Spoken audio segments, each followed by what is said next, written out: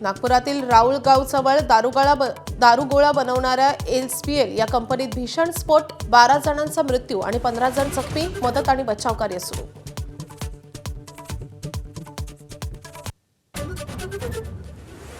America इस्रायलनं केलेल्या हल्ल्यात इराणचे सर्वोच्च नेते अयातुल्ला अली खोमेनींचा मृत्यू.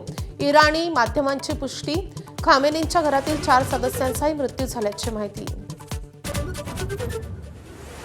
अली खामेनींच्या मृत्यूनंतर इराणमध्ये शोक. खामेनी समर्थकांना कोसळलं रडू, तर इराणमध्ये 40 आणि अरब राष्ट्रांमध्ये 3 दिवसांचा शोक.